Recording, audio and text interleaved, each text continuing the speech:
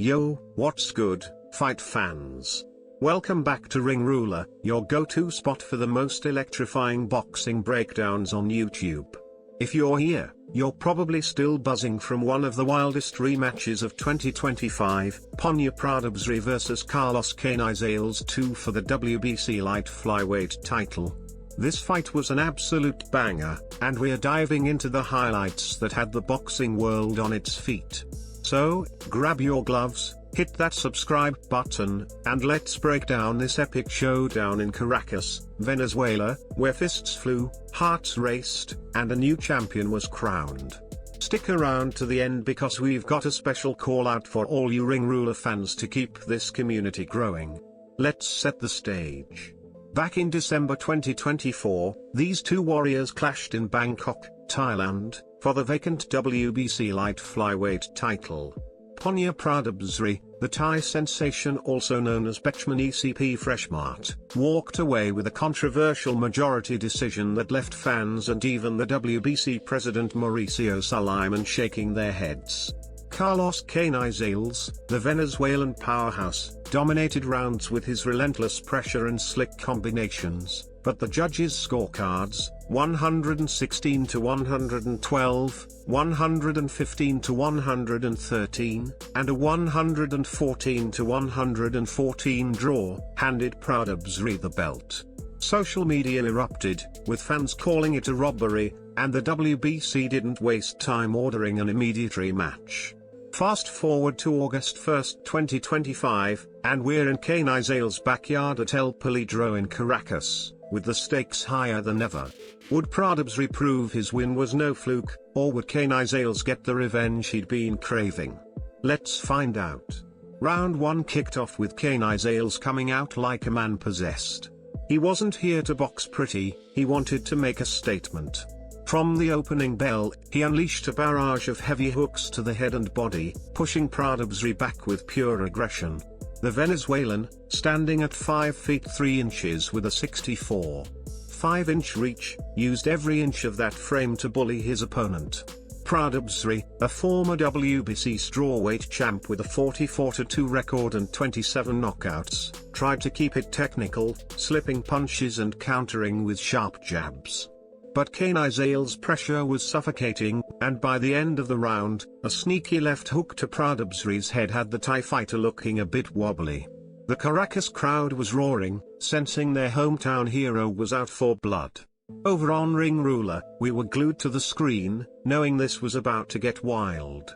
Round 2 saw Pradabsri try to take control. The 34-year-old Thai veteran, who's fought 290 professional rounds, started strong, claiming the center of the ring and popping his jab to keep Canizales at bay. For a moment, it looked like he might turn this into a boxing clinic, using his experience from over 200 Muay Thai fights to stay calm under pressure.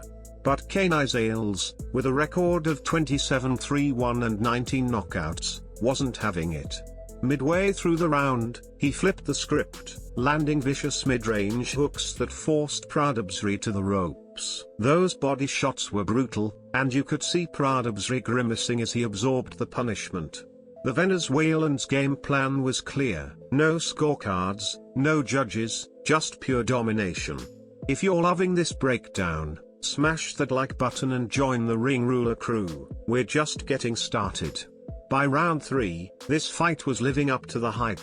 Both fighters were trading bombs, and the crowd at El Palidro was on fire.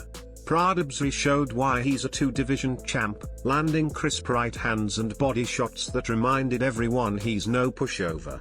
Canizales, ranked number 4 by the ring at 108 pounds, answered with slick combinations, but a hard headbutt, accidental, but nasty, left Pradabsri shaken.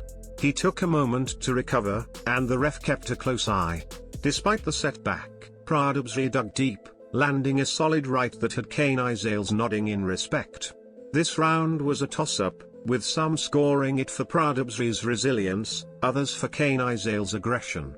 Here at Ring Ruler, we couldn't pick a winner for this one, it was that close. Then came round 4, and oh man, this is where things got insane.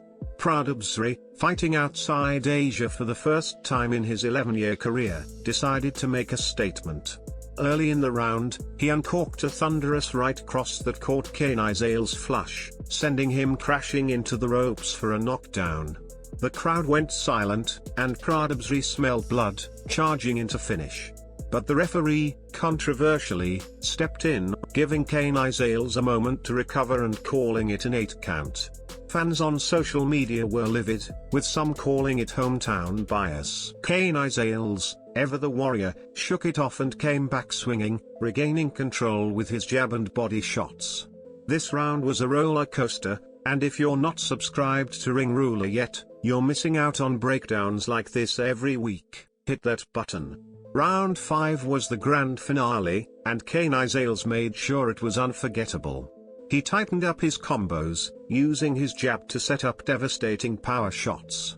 Midway through the round, he found the perfect opening, a gap in Pradabsri's guard, and unleashed a vicious left hook to the liver. The Thai champ crumpled in the corner, writhing in pain as the referee waved it off. No 10 count needed, Pradabsri was done. El Peligro erupted as Canizales, now 28-3-1 with 20 knockouts, claimed the WBC light flyweight title and sweet revenge.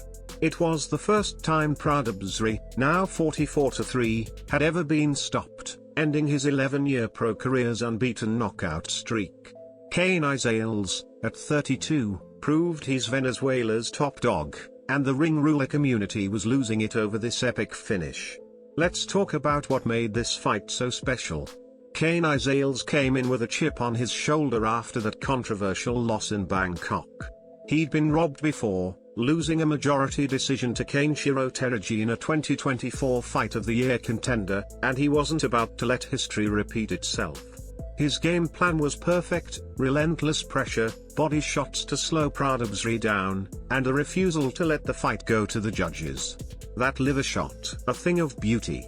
It reminded us why Canizales is one of the most dangerous punchers at 108 pounds, with a 70% knockout rate compared to Pradabsri's 61%. The Venezuelan used his slight height and reach advantage, 5 feet 3 inches to Pradabsri's 5 feet 2 inches, and 5 inches to 64 inches, to perfection, keeping the Thai fighter on the defensive.